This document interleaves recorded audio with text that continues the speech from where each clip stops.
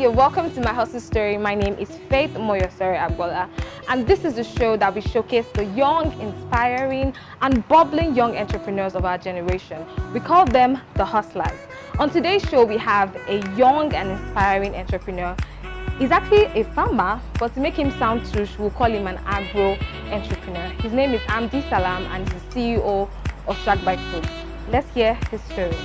Good day everyone, my name is Amdi Salam and I'm the founder and CEO of Sharkbite Foods, an agro-processing startup in Nigeria that deals with healthy organic superfoods.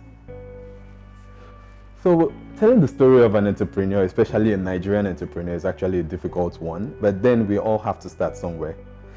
My journey started when I was in 300 level as a student of political science from Ahmadu Bello University's area, and I actually had a lot of friends who always told me that I had entrepreneurial tendencies. I mean, I was always producing something to sell or buying something to sell. I sold Zobo at one time, sold men's t-shirts and singlets at some other point in time. But then I never actually thought I would be an entrepreneur. And then in the course of my discussion, doing a lot of research, I decided to, okay, let me actually take a run on this.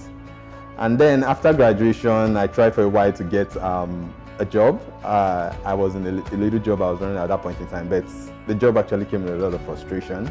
And I decided that I can't just sit idle, I should go and get something doing. So I took a 3-month trip to Songhai Agricultural Center in Port Novo, Benin Republic, where I trained extensively on organic farming and agro-processing. And then during the process of this training, I actually came across a lot of products that were processed, and I came across a particular product which was the baobab juice. And I just decided to do a little Google search on what baobab was all about. And then I discovered that baobab is actually something that is found within my local community. And then I made a quick call to one of my uncle, and then he told me we actually have this a lot, and I did more research about it, got to know about its importance. And that was how it all began. We started with the production of baobab fruit powder, baobab juice, tiger nut drink, tiger nut flour, date powder, and a whole lot of other organic superfoods. And so far so good. I would say our challenges has been, when you want to start something, you always have those who tell you, yeah, go ahead with it. And then you also have those who will tell you, okay, let's just see whether it's going to work. And then from the side of family, friends, you get a lot of mixed reactions. Those who will give you positive opinions, those who will give you negative opinions. And they'll just be like, guy, why don't you just go and get a job or something and just forget about all this entrepreneurial stuff? But we just had to push on.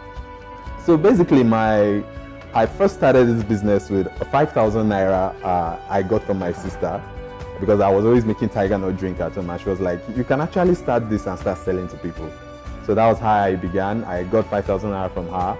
I put it together, bought a few things, made a tiger nut drink, and we started selling. And then one of my biggest break after passing through a lot of entrepreneurial programs in Nigeria, should it be the CBN, YADP program, the Bank of Industry, Egypt Entrepreneurship Support Program.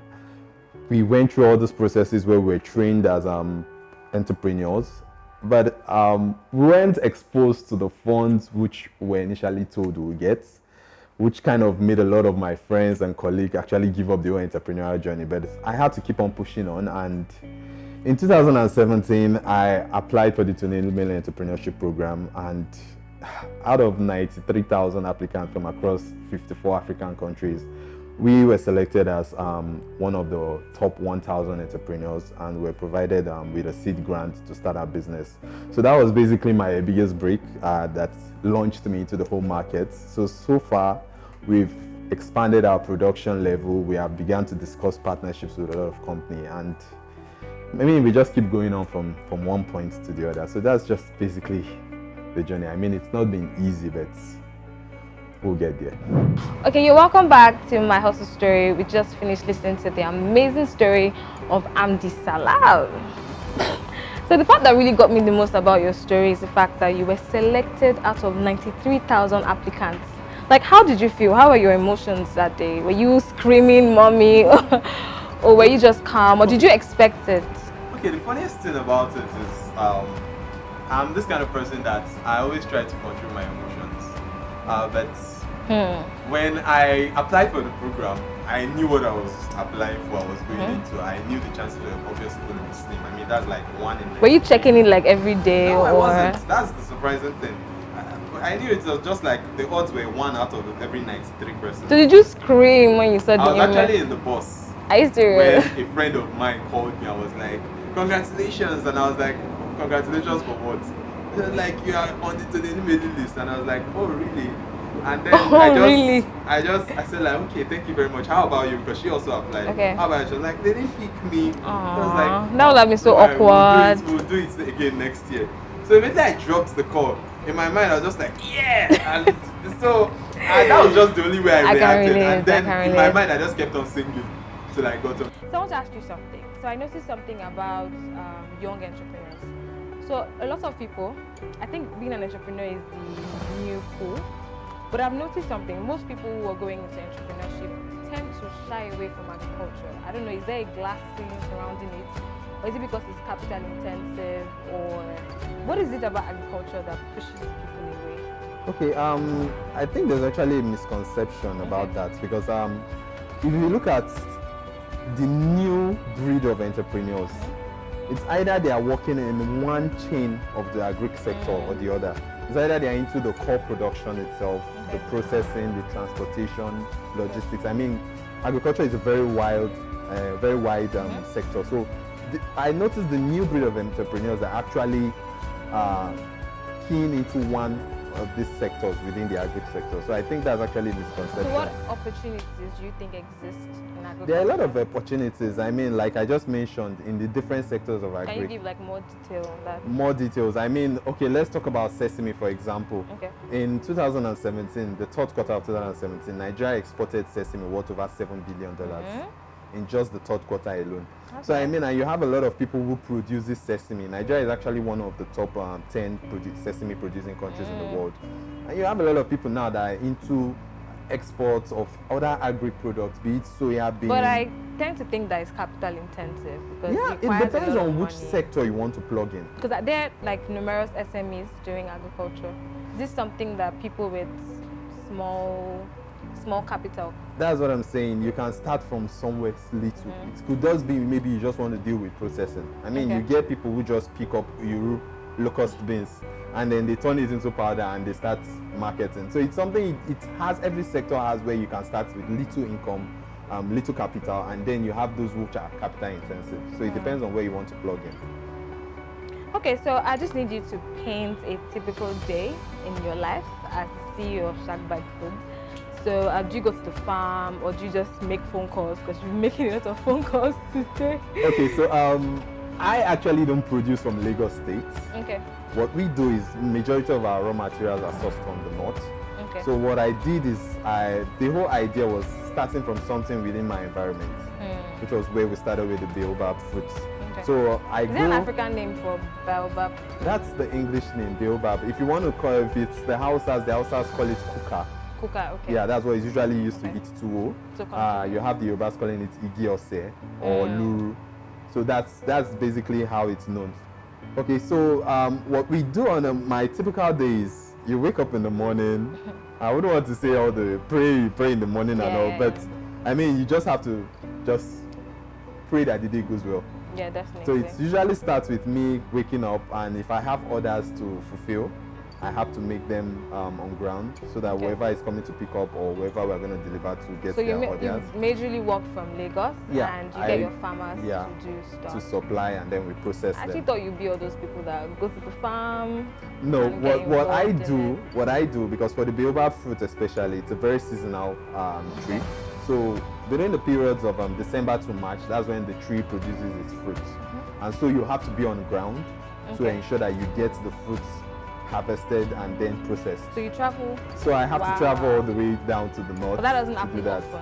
It doesn't happen often, but we have other products that we do have to source once in a while. So it also enables me traveling. So if you're given another opportunity to maybe change career or change business, would you change from what you're doing currently, or would you stick to it? I mean, I'm a person who has, I have a love for food specifically, and I always loved playing around with food. So I think I'm pretty much in a career that's It's right for you. that yeah. So that I you're enjoy. sure that you will never change it. You have no regrets. By the grace of God. By the grace of God.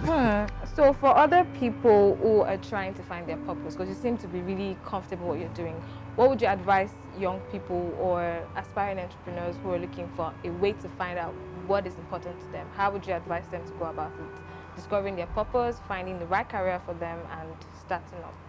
Okay, so basically, the first thing people should understand, not everyone is cut out to be an entrepreneur. Exactly. I mean, because there's like this trend now that everybody wants to be an entrepreneur.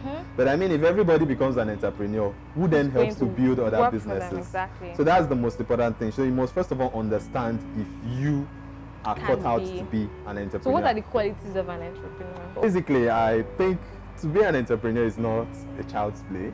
Especially when you're an entrepreneur in Nigeria.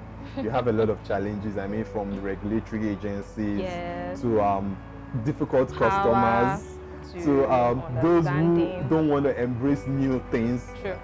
Those are basically the challenges you face. So if you know you want to be an entrepreneur, you really have to be prepared for it. So your final words for young aspiring entrepreneurs is be prepared, persevere, and be sure of what you want to do. So how do we follow you for those that want to purchase your products? How do they reach you? What's your website, your social media handle? Okay, so basically our website is www.sharkbitefoods.com.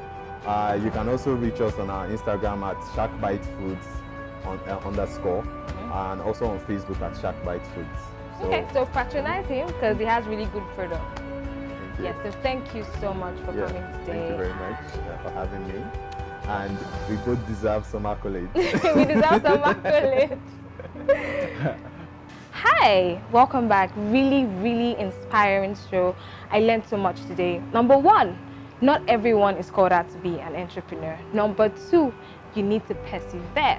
So if you enjoyed what happened today, then make sure you stay tuned to mobizone.ng for all your information on business, on lifestyle, on relationships, and campus life. Follow us on social media at mobizone.ng. I remain Faith Moyosori Agbola, and this is my Also Story.